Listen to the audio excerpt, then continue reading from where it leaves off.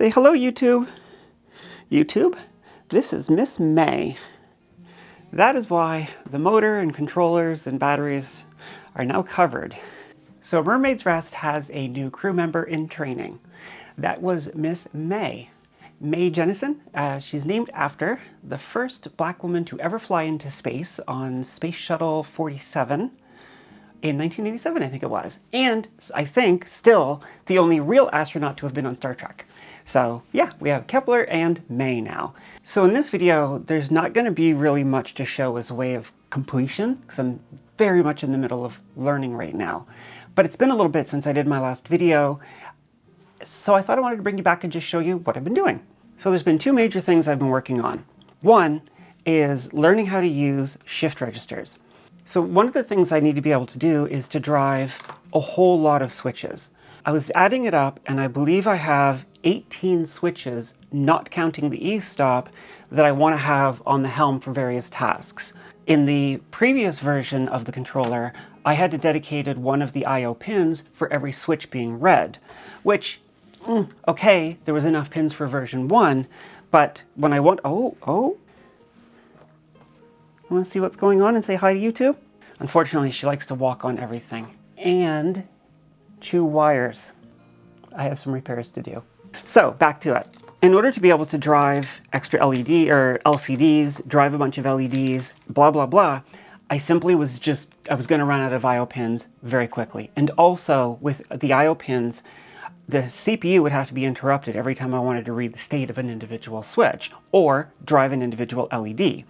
The beauty of shift registers, especially on the STM32, is they use something called the SPI, the Serial Peripheral Interface, which, as I understand, was invented by Motorola, I think it was, but it was never defined as a real standard. So it's kind of like one of these de facto standards that isn't actually a standard.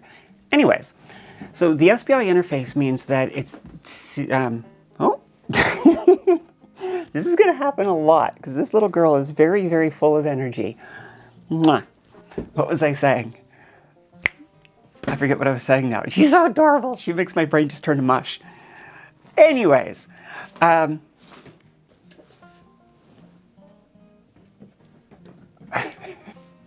this is my life and I'm okay with it. Okay, I think it's the third time to try to continue explaining what I was doing. So, Serial Peripheral Interface is a way to be able to send and receive data in chunks with a serial interface. So there's only, I think, 4 pins that are being used. MISO, MOSI, chip select, and clock. Here's the takeaway. With 4 pins, I can read basically as many switches as I want and drive as many LEDs as I want. So that reduces the pin count, which is a huge benefit. The second benefit is that I can configure it to use DMA, direct memory access. So right now I've only got 8 LEDs here. And you can see they're running a simple binary counter just to show that it was working. Shortly, each switch here will turn on its corresponding light just to show that I've got control over it. But it means that every time that a switch position changes or an LED needs to be driven, it takes minimal amount of processing power away from the actual controller. So it's still free to do all of the tasks needed of driving the boat.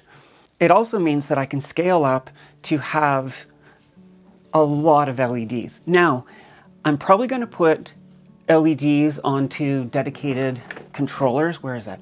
So I have a second one of these chips already, and I'll probably have more before too much longer.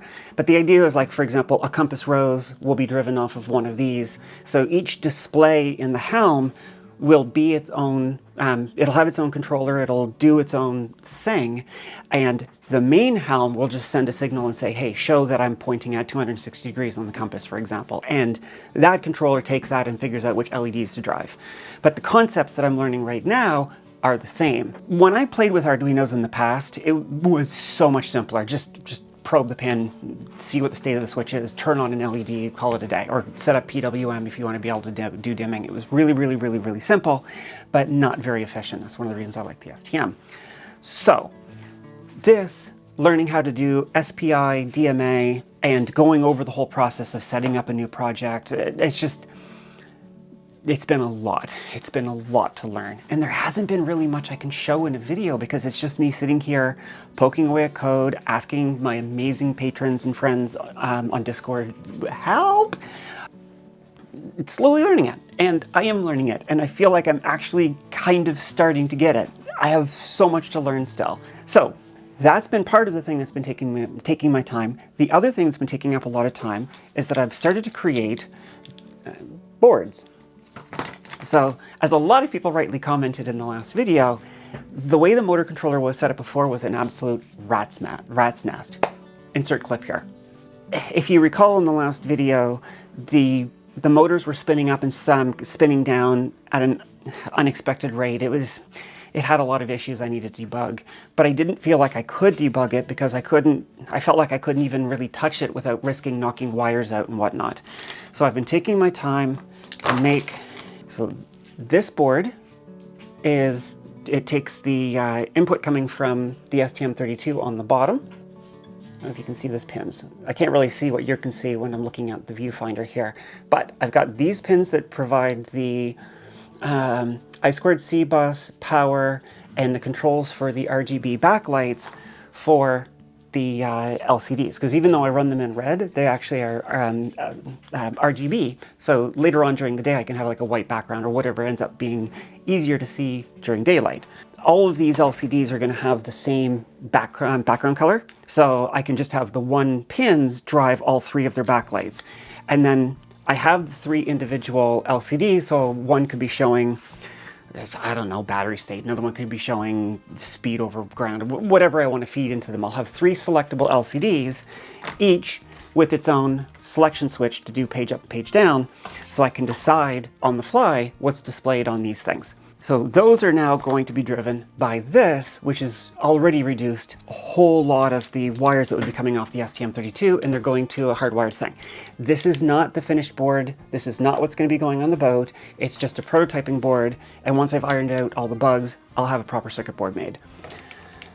The second boards I've made are the ULN 2003A motor controllers. That's the ability for the STM32 to say 5 kilowatt motor controller, I'm pressing the brake, or I'm releasing the brake, or I'm setting high speed, low speed, whatever.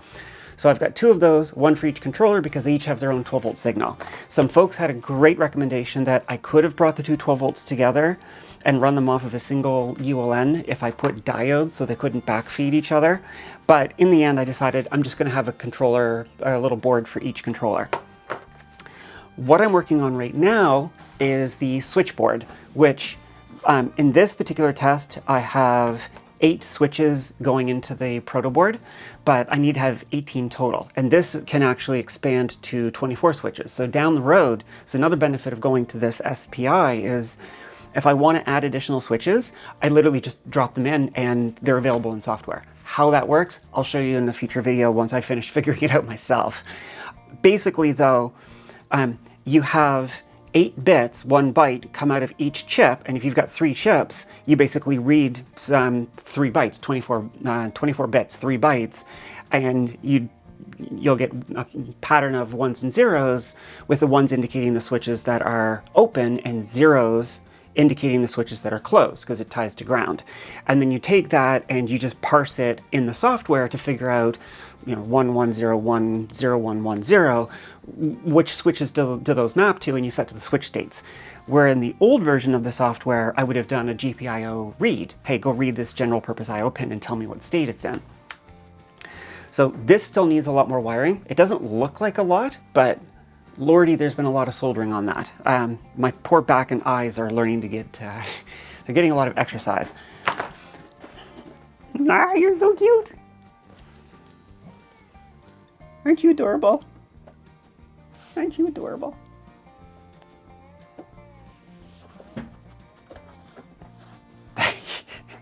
An absolute ball of energy. I suppose the other update too is I kind of found myself in a funk, in a pretty heavy funk, between losing Tatters, my father's health issues, Kepler nearly passing away, and just a pile of other things. I didn't realize until recently when I started feeling better, I got this little girl, which has helped me feel better a lot. I didn't quite realize how much of a funk I was in, which I think was another part of why this was taking so long. Obviously, as I record this right now, it's near the end of August. I lost the season. I didn't get the boat in the water. And that was a pretty big, depressing hit when I realized that wasn't going to happen. But with the cost of everything, it just wasn't going to happen. That's fine. The upside means when the boat does go into the water, the helm should be completely finished and ready to go in the water, which, you know, might be a blessing in disguise. So I think I've just needed to take some time and just kind of feel the feels. I don't know how the kids would say it these days, but feeling a lot better, making good progress. Work is still an absolute slog, but making progress there as well. Things are good. Things are good. As I sit here right now, I'm debating, do I just end the video here and call it a nice short little update video, or maybe I should show you how I'm doing some of the wiring. I kind of screwed up with this. I should have left some spaces between these three. I should back up. I got these little chip socket boards. So if I, where is it? If I blow up one of my chips, I could just pop it out and drop a replacement in. And I've already done that once. Andrew, my friend, recommended these to me. When I was putting this board together, I didn't leave any spaces between them. If I had left a couple of spaces between them, I would have had space because this isn't being used. But more importantly, I could have routed the wires in between them. It's going to be a bit of a mess because I have to run the wires around the top, but it's a Protoboard. It's okay. It only has to last for a while. The goal of these, again, is just to make it so that I don't have a rat's nest when I'm back on the floor working on solving the control issues that you saw me having last time. You're just the cutest. I was really worried about how Kepler would take to having a new kitty, which is one of the reasons I decided to adopt a kitten this time. The vast majority of my life, I've always gone into shelters and said, you know, which kitty's been here the longest, and that's the one I would adopt. But because Kepler is so skittish, and especially after having his health problems, I was worried he might have a hard time getting comfortable with an older kitty, so I decided to get a little kitten. And I have to say, he has taken to the job of being big brother really, really well. It's actually been pretty funny. He's running around and playing and chasing her, and he's being more of a kitty than I've seen in a long time. Aren't you just adorable? It's one of the cases where you say, did I rescue her or did she rescue me? Look at her. It's Coffee, kitty. She won't stay this small for long. Kitty sizing. One STM32 Nucleo for size comparison. It's not a banana, but for nerds it has to work. How cool is this binary counter? Yes, see what I'm pointing at? There's no replacing cam tatters and there's no replacing links. But there was space in the home for another kitty that needed a home. So going into a bit of detail, the 595 is a serial to parallel shift register, meaning I write in 8 bits, 1 byte, to this chip, and it shifts it out 1 bit at a time to the 8 outputs. I shift in 8 bits, they get loaded into the 8 outputs, and then you do a command that pulls one of the chips as high or low, I can't remember now, and it sends the data out, which is what triggers the LEDs. For the 165, it works exactly the opposite. It's a parallel to serial shift register. So this here will read for 8 ticks, and it'll read the first one, it goes into the first register. On the second tick, the value moves from the first bit to the second bit, and the second bit is read in, and it does that until all 8 bits have been shifted into the chip. Or in the case of this where I have 24, it shifts down the line from one chip into the second chip into the third chip out into the controller when I read my 24 bits, my 3 bytes.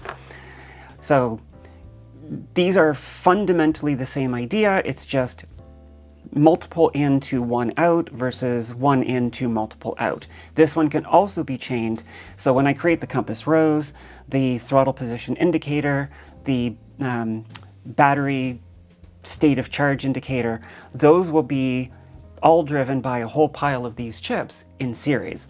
And they do support PWM. I have no idea how that works yet. PWM is pulse width modulation. So where this here is simply send a signal that says turn it on and it closes the circuit and now power can flow, it flashes it on and off so fast that to our eyes, we see it as being lit up. It's just dimmer. Persistence of vision. I'm sure you guys have all heard about that before. I do need to be mindful. I'm probably going to have one of these here, this one here that I haven't used yet, will become a dimmer, because with PWM, if you get the timing wrong with the camera, and this is going to be a YouTube boat, the lights will seem to flicker, or sort of you'll get like a rolling effect. So I need to make sure that when I do my PWM, I have some sort of a way of doing controls, because it's not like you just have to avoid one particular frequency. The camera shutter speed changes constantly based on how bright it is and so forth. So there's going to be some experimenting to figure out how I'm going to do my different dimness levels in a way that still shows up on camera. But yeah, PWM is its whole thing, and I'm not there yet. Finish reading the switches, all 18 of them, with future expansion capabilities. And then, once that's done, learn to individually control the LEDs, which I'm already pretty sure I know how to do, and then adding PWM. And at that point, I'm ready to take these boards, once I've done my debugging, and make my first printed circuit board. Right, let's get to work. I'm trying to remember where I left off. I've done all of the plus 3.3 volt signal wires, and I've done all of the grounding, and I've done all of my, in this case, these are pulled down resistors. So when the switch isn't set, no, they're pull up resistors, sorry, they're pull up resistors. So when the switch is open, the pin is pulled high, so I read a binary 1. In software, I invert it, so ones become zeros, zeros become ones. So in the software, 1 will mean the switch is open, but coming from the actual circuit board, 1 means the switch is open, not closed. This last chip, it has one additional plus 3.3 connection. This was where if I had a 4th pin or a 4th chip, it would come into here. So the last chip in the series has to be pulled high, and if I try to read it, I'll just see 255, 1111, 1111. But it's okay, I'm only gonna read 3 bytes. So this here, the output, which would normally go to the controller of the last one, it goes to the input, QH. What does that actually mean? I'm gonna put some stuff on the screen here so you can see the circuit diagram. I don't properly fully understand all of this stuff yet, I fully admit. But the QH is the output, and it's gonna go to the SER, the serial input of the next chip. The QH will go from the 2nd chip to the SER of the 3rd chip, and the QH of the last chip goes out to the SPI 32, and that's where I actually do my reading. Running the wires from, well, I'm gonna have 24 wires coming into the chips. That's gonna be an absolute mess. So I think I'm gonna do the SPI bus cables first while I can still see them. You can see how I've been running the wires to try to leave the pins exposed so I can actually see what I'm doing. So this is my 165 that's currently working. So I've left it here so that I can copy the design. I'm gonna have to pull this up to reference it myself. I've started a new document, and I'll put a link to it in the description below. But this is basically M-Helm version 2. I called it experimental originally, but I'll rename it later. So here is where I've been taking all of my notes about how the 2 chips work, and talks about the timing, and this is just like a glossary, so when I see these terms I can remember, like MISO, CIPO, SDI, they all mean the same thing. Remember I was saying SPI is not an official standard, so different people have come up with their own terms, and you just kind of have to know that when one person says this and another person says that, they're talking about the same thing. Here's the pinouts. So pin 9, we're looking at the 165 chip, which I probably just put an arrow on screen showing this. That's the orientation of it. So when I turn the board like this, VCC is top left. Clock inhibit has to be, okay, so clock inhibit I don't use. So clock inhibit's been pulled to ground on all 3 of these chips. A, B, C, D, E, F, G, H are the inputs coming in from the switches. Those will be wired last. Not QH is pin 7? Because I've got QH on pin 9 and I've got not QH on pin 7. I think I'm ignoring, what am I doing with pin 7? Oh, pin 7 had to be pulled high. I am not done adding the plus 3.3. This is what I've been doing for the last few weeks in all of my free time. So I need to now add pin 7 is 2nd from the left on the bottom, has to be pulled up to the 3.3 volt rail. One of the things that really screwed me up was I was following some tutorials on how to do this, and I just couldn't get stable data. And one of the things Andrew said is if a pin's not being used, it has to be pulled high or low, which depends on the condition you're talking about, but you can't leave pins floating. Not if you want reliable things. So, wait, pin 10 is SER. Oh wait, hold on, oh jeez. This whole, wait, do I do this? Oh no, I need to do that. Oh wait, no I don't, I need to do that. This has been why it's so hard to make a video lately, because this is just how it's been. I can't, it's really hard to show the process of learning when you're constantly, huh? Oh, no, yes, no, no, no, yes. Ah, I get it. Oh no, I don't get it. Now I get it. It's a very random thing. Okay, so one thing at a time. Not QH is pin 7. Pin 7, I am literally doing nothing with. And I just finished saying that it should be pulled high or low. All pins that are not used should be pulled high or low. And the other thing too that's making it a bit challenging to film this is that it's a lot of stopping and asking for questions. And obviously it's a very async communication. Okay, so I'm going to ignore pin 7 for now until I get an answer from Andrew. They don't take kittens for long, so you best enjoy it while you can. So pin 2 is the clock, and that's all coming off the same bus, so I can go 2 from one chip to the next chip, 2 from that chip to that chip, and 2 from that chip to here. So I've got yellow, which is clock, so this third pin here is going to be clock. So I've got my power, my ground, it'll be clock. Then I've got green, which is SER, which is only used on the 595. Oh right, SER, because SER is coming through the chip and out. This is SER out from here into the 595, right. So it'll be green, but the green will not be used on this board, so we'll just pass it straight through, so if I have another board later, it's available. So yellow, green, and then I've got white. And then the last one is brown, which is SHLD, which is shift load, or RCLK, which is the something clock. It's the chip select. When it wants to talk to a particular chip, it comes in through here. How exactly does that work? Don't know exactly, but that's okay. All right, my darling, I need both my hands for a few minutes, okay? So what I've been doing is, if I can show you this, just for the prototyping board, on the other side, I strip enough wire so that when I pull it through, I can lay it over to wherever I want the connection to be, and I just run a bead of solder across to make the connection. So I'm going to bring the cables that come in from chips into the pin closest, and then I'll have from the second pin going down to the output. This is going to be the input and the output. I've been using the silicone wire, which is flexible, which makes it a lot harder to lay the cables nicely, but the silicone jacket doesn't melt when it takes me a while or a few tries to get the solder proper. So the board won't look as nice when I'm done as it would if it was single wire solid core, but at least I don't have melted ends everywhere. Oh my God, having a kitten sleep on your lap is so... Talk about the best stress reliever in the world. The goal before I spin the motor is that almost everything will go via breakout boards, Protoboards. So there'll be the minimum number of wires when this is done. One of the other things that makes it harder to make a Protoboard with multi-stranded wire is that it takes a bit to twist the ends and get them through the hole in a way that doesn't cause some of the strands to splay out and miss the hole. I'll try to zoom in later when Kitty's not sleeping on me and show you what I'm doing here. Yeah, and this wire, the strands come apart so easy.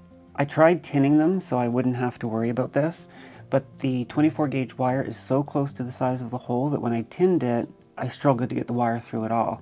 Lay that over, and then bring it up like this so that when I grab it, I can take this and wrap it around that so that it's more or less pulling straight out, which helps me keep the wire in line.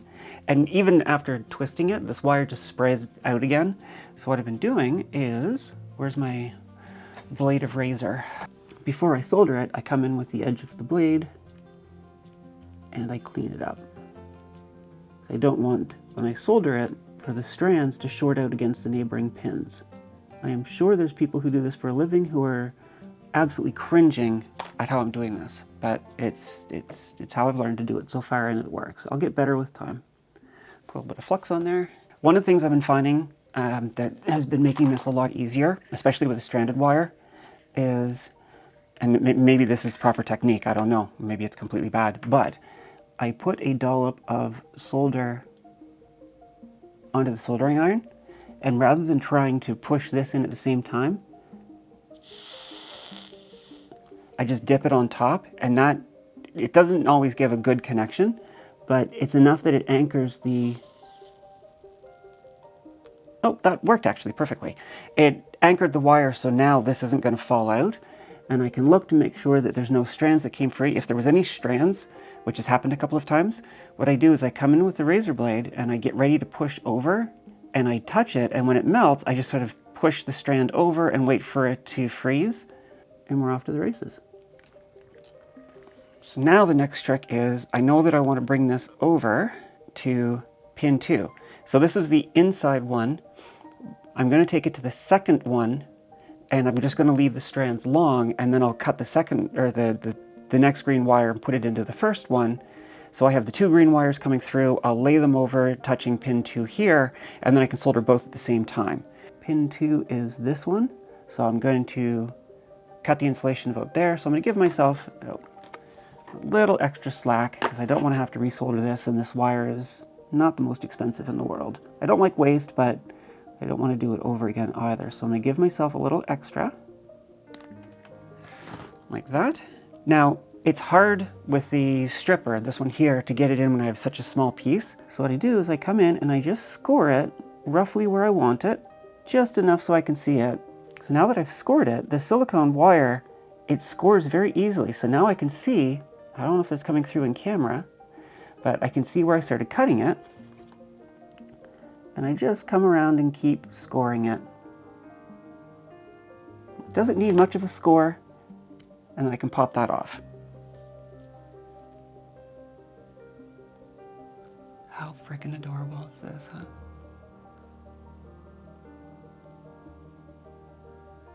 Twist that up. Sometimes I have to give it a little bit of a push over. And I'm going into pin 2. That one right there. And fold it over. So that's not soldered in, but it's held in place. You see the green wire there? So I'm going to take this. And if anybody's watching this and hasn't seen my previous content, let me make something very, very, very, very clear. I am a newbie. I don't know what I'm doing. This is not instructional. This is just me showing you as I learn. I'm just using my finger behind, try to fold over the strands. I'll bring this up like this. See, I pinched it here, so when I bumped the board, it didn't pull the cable out. And I'm always holding this before I try moving this.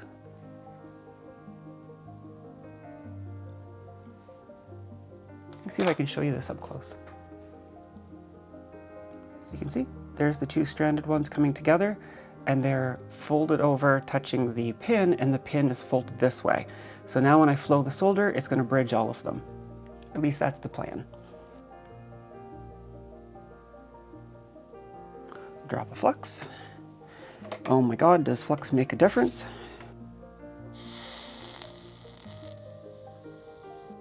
What I want to see is all 3 pins go liquid at the same time. Just make sure I've got a good bridge and I see nothing spread out connecting the other sides. And then I will do the same thing. Bring it over, give it a clip, nick it right about there, fold it back so I can see my nick, there's my nick, and walk the blade around the rest of the way. Being very careful not to cut the delicate strands inside. I'm not cutting all the way through the jacket, I'm just scoring it and then it peels itself apart the rest of the way. And if I don't get it all the way around, that's fine. It's weakened enough. So here, I've only gone about 2/3 of the way around, but with my fingernail, I can just squeeze in and pull it out the rest of the way. Give it a little bend over. Sometimes when I bend it over, it already starts to come apart, so I just have to keep spinning it until keep it into a nice little line. Sometimes too, I find if the strands start to pull back, rather than doing it again, I just come in with the razor blade and push the blades back to guide it in. There we go. And I keep folding it back so that these interior pins, which is where the switch wires are going to come in, are always visible and exposed. And that one's ready to be soldered. Oh, big yawn.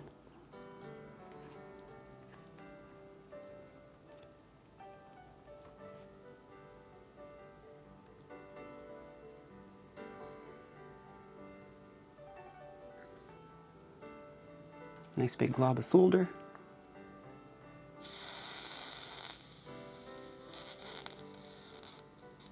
I can see the middle one is still dry.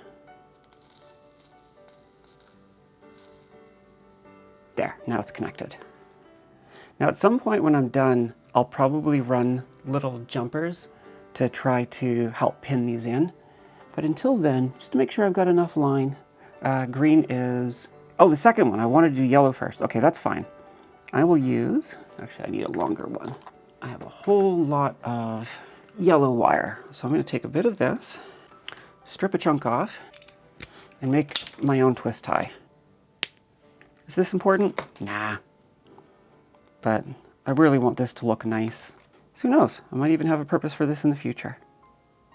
So I'm just taking, I made a little U out of the wire, and I'm going to drop it through 2 of the holes.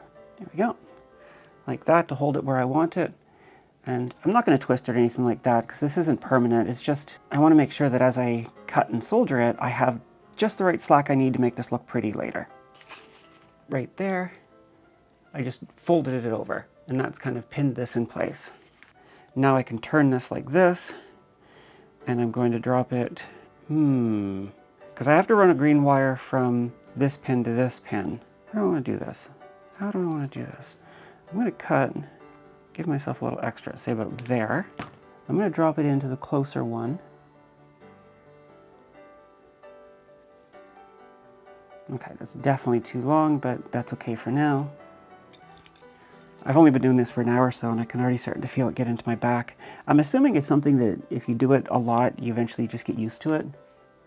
No, you know what? I'm going to put this into the second hole. And this is a Protoboard. This is probably way too much finagling and time burning on something that's just a proof of concept, but okay, so that's too long now, so I need to take some more shielding off that. But it's my personality, for better or for worse. Also, if you get into the habit of always paying attention to make things look pretty, I think, then you just get better at making things look good. So when you go to do your final install, well, you've had a lot of practice to make it look nice. It's probably one of the reasons why I would never do well as a, well, I'm not smart enough to be a professional engineer anyway, but I would have a really hard time if I was working in a corporate environment where it's just like, just get it done, just get it done. Yeah, that's not how we roll here, is it, kitty? There's one little strand that didn't make it. Okay. All right. There you go.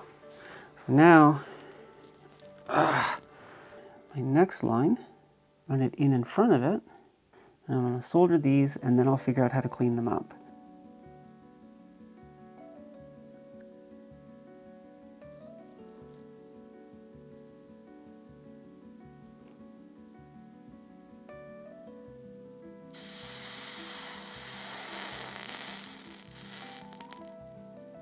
There you go. Saw all 3 pins melted at the same time, so I'm happy that's a good connection now. Yeah, I think I can run it over like that. That's going to be okay. How can you just exist and be so goddamn cute? There you go.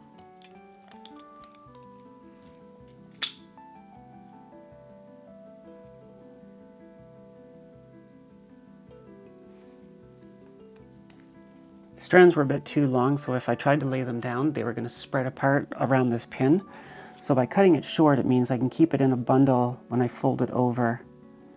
And it's going to stay in pretty much a straight line. Give me less chance of any stray ones shorting out with my peer or with the neighbors.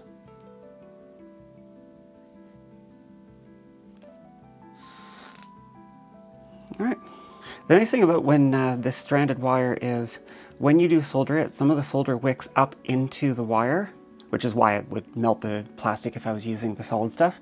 But it also means I can help kind of, at least at the beginning and at the end, shape it where I want it to lay. There we go. There you go. That's that. That's the green wire, which is the SER. No, green is 165. Don't tell me I just screwed up. CLK, pin 2. I just screwed up. That was supposed to be yellow.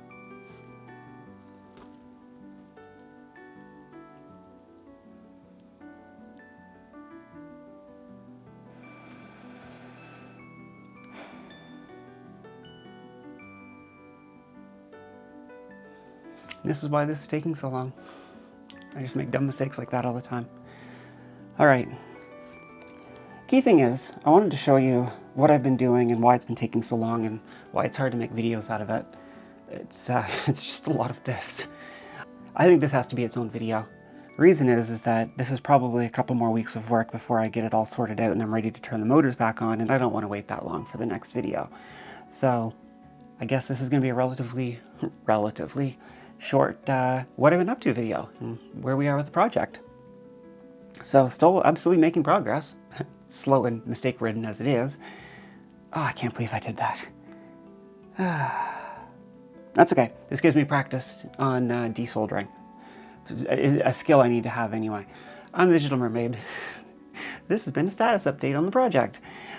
We are making progress, just not a lot to show. So I will see you hopefully before too much longer, because that means I'm ready to spin the motors again.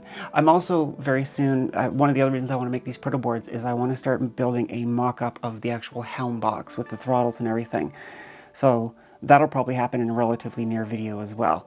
Anyways, thank you for watching. Usual stuff if you somehow found this interesting. And I'll be back soon. Bye.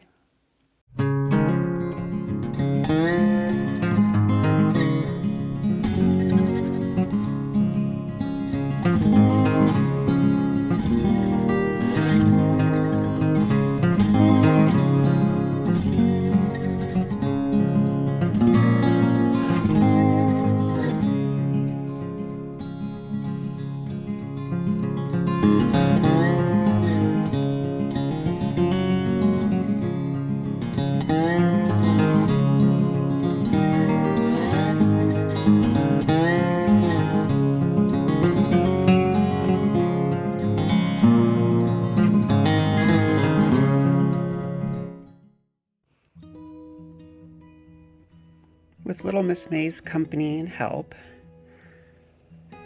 undid my big mistake. Well, not a big mistake, because I was able to fix it. And gave me a chance to practice desoldering. I tried using a desolder wick, but I'm not having a very good good luck with it.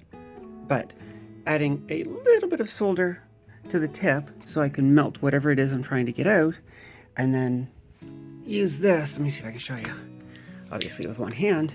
But you melt the solder on the hole you want, and you pull the tip away, you drop this over it, and you do that, and it just sucks up the liquid solder. Aren't you cute? But one of the things I learned when I was learning woodworking was sometimes you learn the most from mistakes. So that was a stupid mistake because I was talking to you guys and I said that I needed to run the yellow line and I ran the green. I don't know how I made that mistake, but I wasn't upset because it was practice to fix things. Anyways, onwards we go.